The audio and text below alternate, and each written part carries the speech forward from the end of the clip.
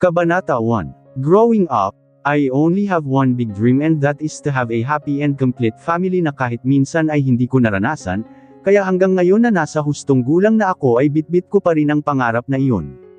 Lumaki akong walang ama at kahit anong pagkakakilalan tungkol sa kanya ay wala ako. Kung bakit ay hindi ko alam dahil sa tuwing magtatanong ako aking ina tungkol dito ay palaging bulyo lang ang nakukuha kong sagot mula sa kanya. Erem, ang tagal mo namang ihanda ang agahan. Ang kupad-kupad mo talaga kahit kailan. Galit at pasigaw na sabi ni Tio Robert, kinakasama ng nanay ko na halos walang ginawa sa buhay kung hindi ang tumambay at makipag-inuman. Isa na naman ito sa mga araw ng buhay ko kung saan gumising akong pagod at walang gana sa buhay, pero dahil alam kong mauuwi lang sa pagtatalo namin ni mama kapag hindi ako kumilos ay naghanda pa rin ako ng pagkain para sa kanila.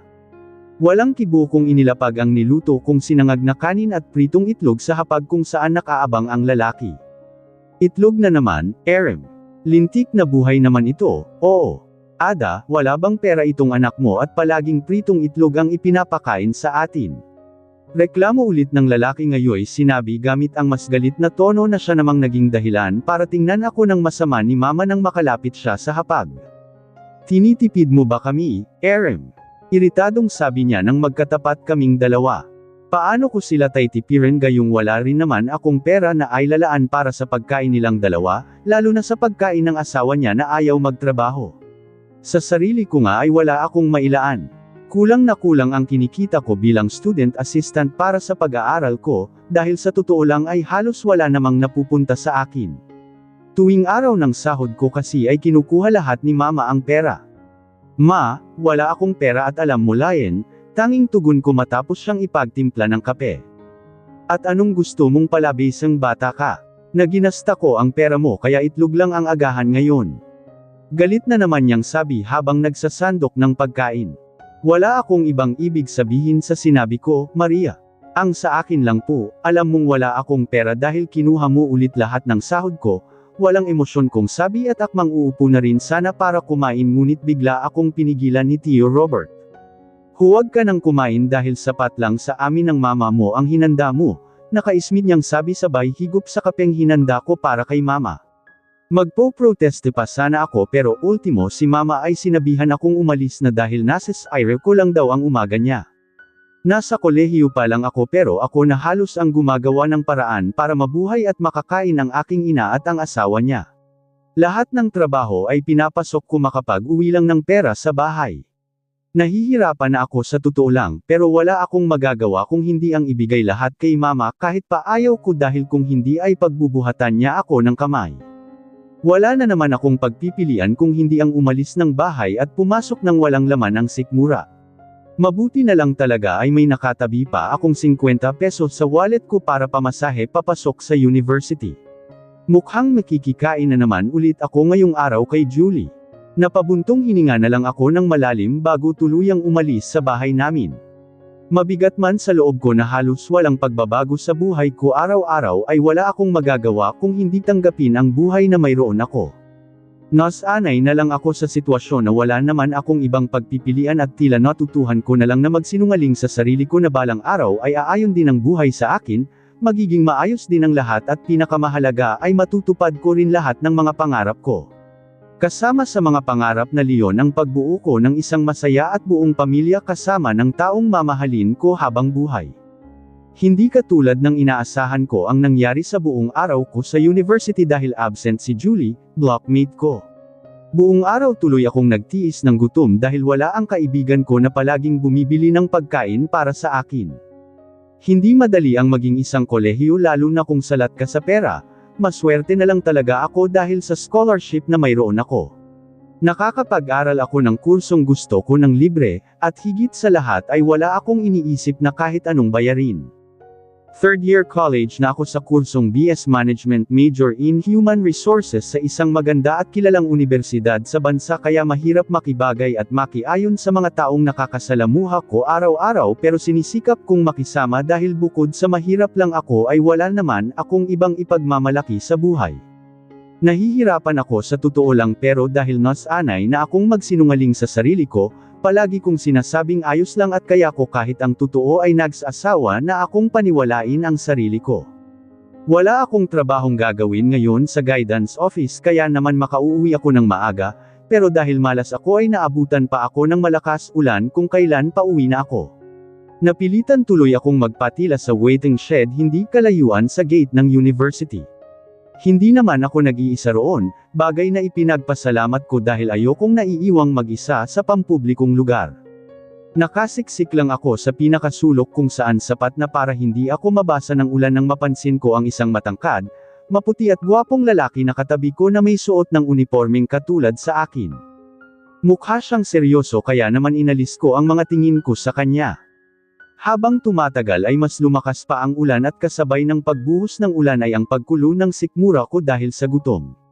Napahimas na lang ako sa tiyan ko dahil talaga namang nag-aalboroto na ang mga alaga ko sa tiyan. Nagagalit na layong mga alaga mo dinig kong sabi ng lalaking katabi ko kaya naman napaangat ako ng tingin sa kanya. Huwag kang mag-alala, mas galit ako dahil nag-aalboroto sila, natatawa kong tugon sa kanya habang nakatitig sa gwapo niyang mukha. Kainin mo ng manahimik na mga alaga mo, natatawa niyang sabi sabay abot sa akin ng isang burger na mukhang binili sa isang kilalang fast food restaurant. Kahit may hiya akong nararamdaman ay nilunok ko. Hindi ako tatanggi dahil nagugutom talaga ako.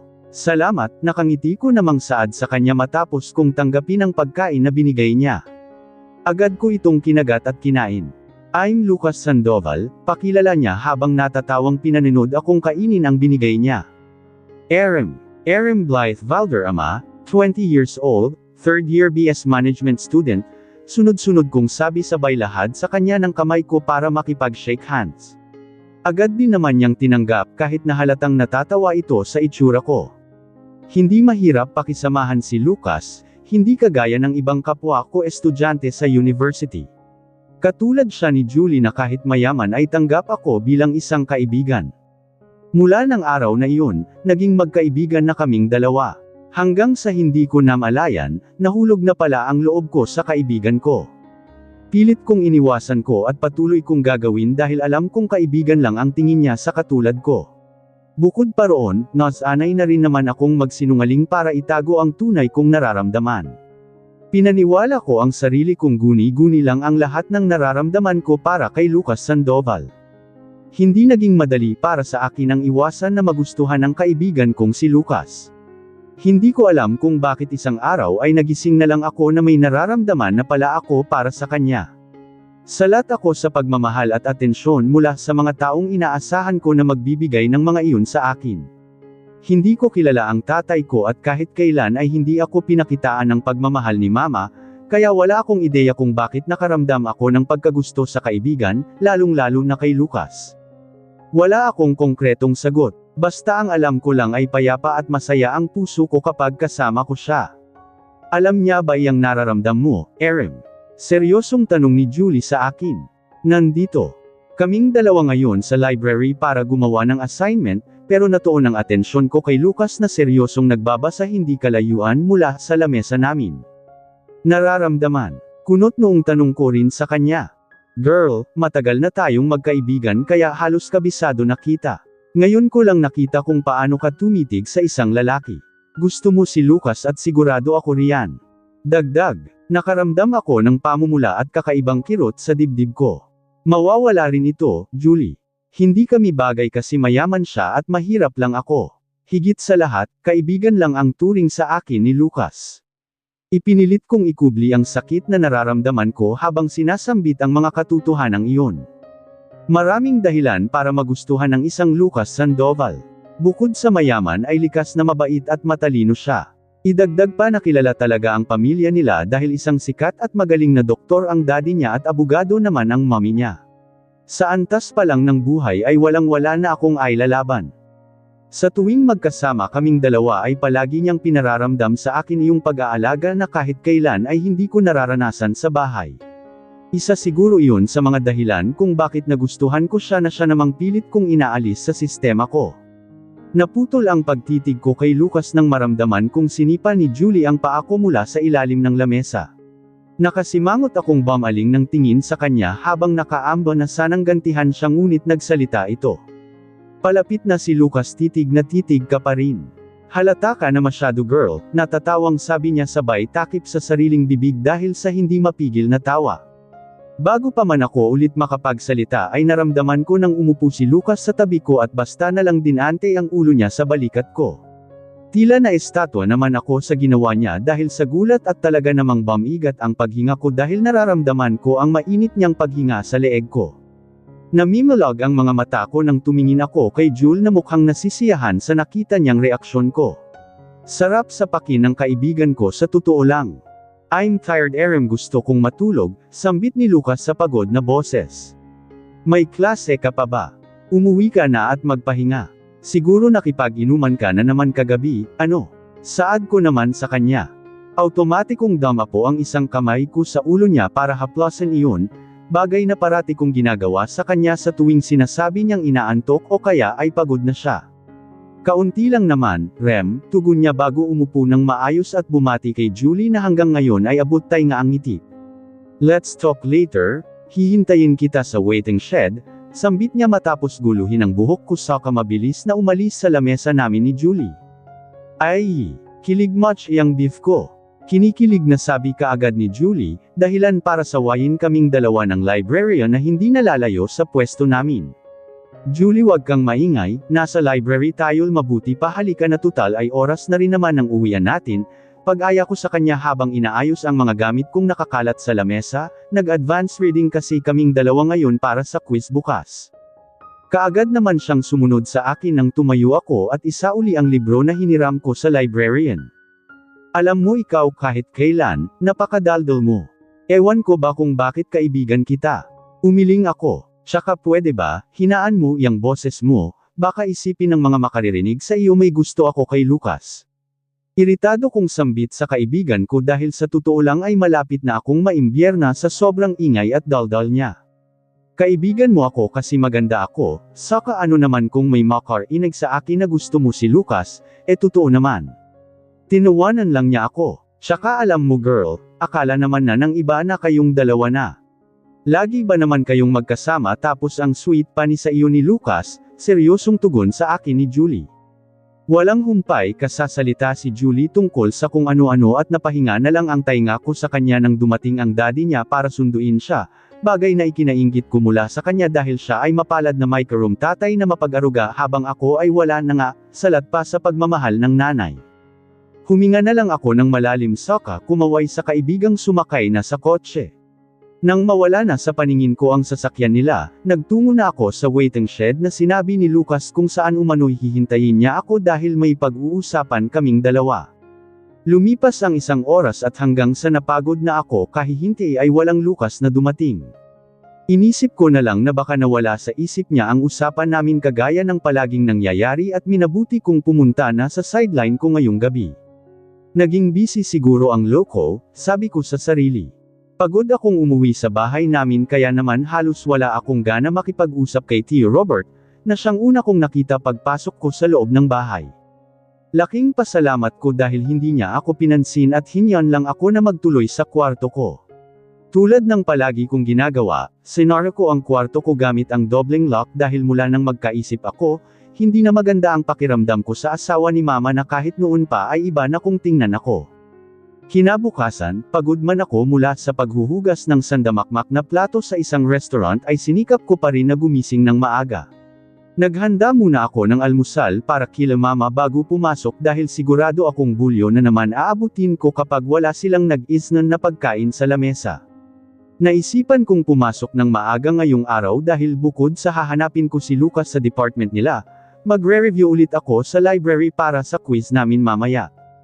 Inaalagaan ko ang grado ko hanggat maari dahil ayokong mawala ang scholarship na mayroon ako dahil ito na lang ang mayroon ako at tanging bagay na magsasalba sa akin sa kahirapan. Hindi ko alam kung anong mayroon pero mula nang makatapak ako sa gate ng university, pansin ko ang tinginan at mumunting bulungan ng ilang kapwa ko estudyante sa akin. Sa pag-iisip na baka paranoid lang ako ay nagtuloy ako sa paglalakad hanggang sa may narinig ako. Sabi na jowa siya ni Lucas. Parang hindi naman kasi hindi sila bagay. Baka nil Andy si Lucas kasi sa video pa lang, halatang trinabaho niya lahat. Dinig kong sambit ni Nikki, isa sa mga sikat na babae rito sa university na may gusto rin kay Lucas na naiinis naman sa akin.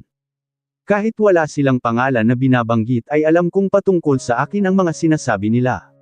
Paano ko nasabi? Dahil mula nang maging magkaibigan kami ni Lucas, palagi ko nang naririnig na malandi ako na nasasabi nila dahil tanging ako lang ang babaeng malapit na kaibigan nito. Tila nag-init ang tainga ko sa mga narinig at handa na sana akong sugurin yung tatlong babae na nag-uusap hindi kalayuan sa akin nang hinihingal na dumating si Julie habang hawak-hawak ang cellphone niya. "You need to see this." Hingal at nag-aalala niyang sabi sabay play ng isang video mula sa cellphone niya. Sa una ay hindi ko maintindihan kung ano ang nasa video hanggang sa lumabas doon ang mukha ni Lucas na lasing habang may kasayaw na babae.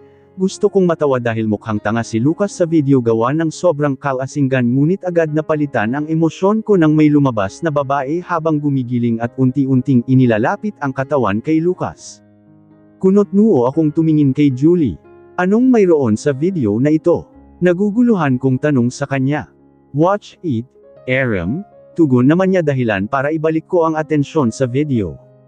Dahil sa sobrang pagkalasing ni Lucas, halatang hindi na niya alam ang ginagawa niya na nasisiguro kung siya namang sinamantala ng babaeng kasayaw niya. Naghalikan silang dalawa na tila mga uhaw sa isa't isa na parang wala nang bukas hanggang sa puntong hinuberen na siya ni Lucas. Nanikip ang dibdib ko at hindi ako makahinga sa napapanood dahil kitang-kita sa video na halos gumawa sila ng skandal sa isang bar na tila walang pakialam sa magiging epekto noon sa kanila. Kaya ba wala siya kagabi sa waiting shed kasi busy siyang makipag-inuman at makipaghalikan? Hindi ko tinapos ang video at ibinalik na lang kay Julie ang cellphone niya. "That video is circulating to everyone, Aram," at hindi ko alam kung putol na sabi niya habang may pag-aalalang nakatingin sa akin. "Kung ano, Julie?" Walang buhay kong tanong sa kanya. "Kung paanong ikaw ang sinasabing babae na nasa video?" Seryosong tugon niya na siya namang nagpabigla sa akin. "Ano?" Nanghihina kong sambit. "Everyone thinks that it is you." Hindi ko alam kung paano at bakit, basta nagising akong iyan agad ang nakita ko sa social media. Kamukhang kamukha mo ang babae sa video at ipinagtataka ko pa ay kung bakit pangalan mo ang nakalagay at sinasabing pawok na girlfriend ni Lucas. Anong ginawa ni Lucas at bakit kailangan pang umabot sa ganito? Bakit kailangan na pati ako ay mad-awit sa mga ganitong issue? Ang pananggangamba ko pa ay, baka mawalan ako ng scholarship dahil sa kumakalat na video. Sunod-sunod na lamandes ang luha sa pisngi ko dahil sa nangyayari at halos hindi ko na naiintindihan ang iba pang sinasabi ni Julie. Patuloy lang ako sa pag-iyak hanggang sa may isang pamilyar na ginang ang pumukaw sa atensyon ko na mukhang ako ang sadya. Ang mommy ni Lucas. Palapit pa lang siya ay kilala ko na agad kung sino ang sapustikadang ginang na iyon dahil ilang beses ko na rin naman siyang nakita at nakausap. Masasabi kong kahit mukha siyang matapang ay sobrang bait naman niyang kausap, pero sa mga oras na ito ay hindi ko alam kung may bait ba siyang ipakikita sa akin. "Let's talk, Miss Valder-Amal," seryoso at maautoridad niyang sabi. Binaliwala ko ang mga mapanghusgang tingin mula sa mga kapwa ko estudyante habang nakasunod sa ina ni Lucas na si Mrs. Amanda Sandoval, o na mas kilala ng nakararami bilang isang malupit na abogado sa buong bansa dahil lahat ng kasong hawakan niya ay panalo. Hindi ko alam kung bakit kabado akong makausap siya gayong wala naman akong ginagawang mali. Hindi ko talaga moari kung bakit pakiramdam ko ay hindi maganda ang kalalabasan ng pag-uusap naming dalawa. Dinala niya ako sa parking lot ng university kung saan nakaparada ang kotse niya at sa kadali-daling sinenyasang umalis ang driver nang makalapit kami rito. Sumunod ako sa kanya sa loob ng sasakyan kahit wala siyang sinabi sa akin na sumunod ako. Gusto kong maliwanagan ang isip ko tungkol sa mga nangyayari at kung bakit dawat ang mukha at pangalan ko sa video. Alam kong si Lucas dapat ang sumagot sa mga tanong ko at hindi ang mommy niya, pero wala na akong panahon na hintayin na makita at makausap siya. Kailangan kong maliwanagan. Hindi na ako magpapaligoy-ligoy pa hiha, pagsisimula niya na siya namang lalong nagbigay ng kaba sa akin. Gusto kong akuan mo ang issue at sabihin sa media na ikaw ang babaeng iyon, ang babae nasa video. At gusto ko ring sabihin mong matagal na kayong may relasyon ng anak ko. May galit sa boses niyang saad habang sa seryosong nakatingin sa labas ng kotse. Hindi ako agad nakapagsalita sa narinig ko. Hindi ako makapaniwala at hindi ko alam kung anong mararamdaman ko. Ma'am, ano pong ibig ninyong sabihin na ko ang issue? Yutal kong tanong sa kanya, hindi po iyon tama at sigurado akong magagalit si Lucas dahil walang namamagitan sa aming dalawa. Buong lakas kong pagkontra sa kanya. Wala ka nang magagawa hiha dahil mukha at pangalan mo ang kumakalat sa social media. Wala kang ibang pagpipilian kung hindi ang magsalita sa media. Hindi pwedeng masira ang pangalan ng anak ko lalo na ang reputasyon namin kaya. At ang sa akin po ay pwede dahil wala akong maipagmamalaki sa buhay ko. Pambihira naman po, Mrs. Sandoval. Abogado ho kayo kaya sigurado akong alam mo na labag sa batas itong gusto nyong mangyari. Hindi ko na napigil na magtaas ng boses dahil nakaramdam na ako ng inis. Tumingin siya ng diretso sa akin na parang hindi man lang naapektuhan sa sinabi ko kaya nagsalita na lang akong muli. Bakit hindi po ninyo hayaan si Lucas na ayusin ang problema na ito? Nalinisin niya ang pangalan ko at pangalan niya tutal pagkakamali niya ito. May mga pangarap pa po ako at mawawalan ako ng scholarship kung gagawin ko ang gusto ninyo. Pasensya na po pero hindi ko gagawin ang gusto ninyo, attorney. Saad kong muli sabay akmang lalabas na sana nang magsalita siyang muli. Mawawala ang scholarship mo kung hindi ka papayag sa gusto ko at higit sa lahat, mas masisira ang buhay mo kung tatanggi kang pakasalan ng anak ko. Napaawang na lang ang bibig ko sa narinig ko. Kasal, kaagad kong sabi matapos magsalita ng mommy ni Lucas, nagbibiro po kayo, attorney, dugtong ko pa. Magpapakasal kayo ni Lucas sa ayaw at sa gusto mo. Kailangang malinis ang iskandalong ito. Handa akong gawin lahat huwag lang masira ang reputasyon at pangalan ng pamilya namin at lalo na ang kay Lucas. Pasensya na Erem, pero wala ka nang magagawa kung hindi gawin ang gusto ko, panatag niyang sabi. At sino ka para magdesisyon sa buhay ko, Mrs. Sandoval? Abogado pa man din kayo. Galit kong sambit habang masama ang tingin sa ginang nakausap. Hindi ako nagpatinag sa kanya. Like what I've said, wala ka nang magagawa. You have no choice. Binayaran ko na ang nanay mo tungkol sa pagpapakasal mo kay Lucas and guess what? Pumayag siya kaya kailangan mo akong sundin. Magpakasal ka kay Lucas at sabihin sa media na masyado kayong naging intimate sa isa't isa at nawala ng kayo ng kontrol sa mga ginagawa nyo lalo ka na. Hindi ko napigil ang mapaismid at mapailing sa narinig ko. Parang walang konsensya ang kausap ko ngayon at sumabay pa ang labis na pagkadismaya sa aking ina. Anong klaseng pag-iisip ang mayroon ka attorney at bakit binayaran mo ang mama ko? Hindi na ako magtataka kung pumayag man siya dahil siguradong sinilaw mo siya sa bagay na salat kami. Paano naman po ang sariling buhay na mayroon ako pati na ang kay Lucas? Alam ba ni Lucas ang tungkol sa gusto ninyong mangyari? Punong-puno ng galit kong saad sa kanya. Haharap ka sa media at gagawin mo ang gusto kong mangyari, Erem. Magpapakasal kayo ni Lucas sa ayaw at sa gusto mo dahil kung hindi ay makukulong ka at ang nanay mo. Don't act like you have something to be proud of, you're just a poor girl who came from a not so good environment at huwag kang umasta na parang dahadaw ka sa pagpapakasal sa anak ko. Mapang insulto niyang giit. Handa kayong manayra ng buhay ng iba para lang hindi madungisan ang pangalan ng pamilya niyo.